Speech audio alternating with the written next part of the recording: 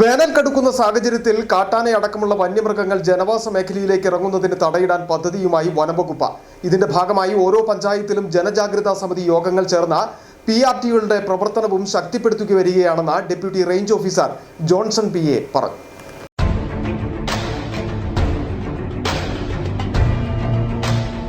വേനൽ കടുക്കുന്നതോടെ മലയോര മേഖലയിൽ ഏറ്റവും വലിയ പ്രതിസന്ധിയായി ഉയർന്നുവരുന്നത് കാട്ടാനയടക്കമുള്ള വന്യമൃഗങ്ങൾ കൂട്ടത്തോടെ കാടിറങ്ങി കൃഷിയിടങ്ങളിലേക്കും ജനവാസ മേഖലകളിലേക്കും എത്തുന്നതാണ്.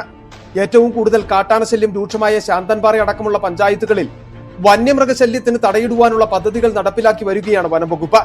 സംസ്ഥാന സർക്കാരിന്റെ 10 കർമ്മ പദ്ധതിയിൽ ഉൾപ്പെടുത്തി ജനജാഗ്രതാ സമിതി യോഗങ്ങൾ ചേരുകയും പ്രതിരോധ മാർഗങ്ങൾ ചർച്ച ചെയ്യുകയും ഒപ്പം നാട്ടുകാരെ ഉൾപ്പെടുത്തിയുള്ള PRTയുടെ പ്രവർത്തനം ശക്തിപ്പെടുത്തി വരികയാണെന്നും വനംവകുപ്പിന് മാത്രമായി പ്രശ്നത്തിന് ശാശ്വത പരിഹാരം കാണാൻ കഴിയില്ലെന്നും അതിനാൽ വിവിധ വകുപ്പുകളെ ഏകോപിപ്പിച്ചും പൊതുജനങ്ങളുടെ സഹായത്തോടെയുമാണ് പ്രതിരോധ പദ്ധതികൾ നടപ്പിലാക്കുന്നതെന്നും deputy range officer PA Johnson പറഞ്ഞു.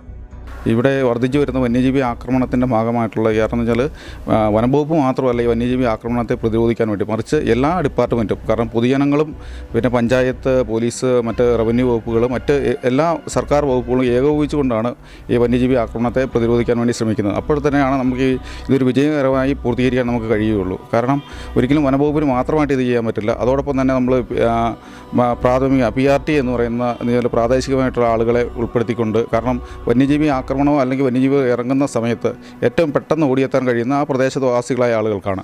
അപ്പോൾ അങ്ങനെ ഒരു ഗ്രൂപ്പ് നമ്മൾ രൂപീകരിക്കുകയും വന്യജീവി ആക്രമണത്തെ വളരെ ഫലപ്രദമായി നേരിടാനുള്ള ഒരു സംവിധാനമാണ് ചെയ്തുകൊണ്ടിരിക്കുന്നത്. ഇപ്പോൾ പദ്ധതിയുടെ ഭാഗമായി ശാന്തൻപാറ പഞ്ചായത്തിലെ ജനജാഗ്രതാ സമിതി യോഗം പഞ്ചായത്ത് ഓഫീസിൽ ചേർന്നു.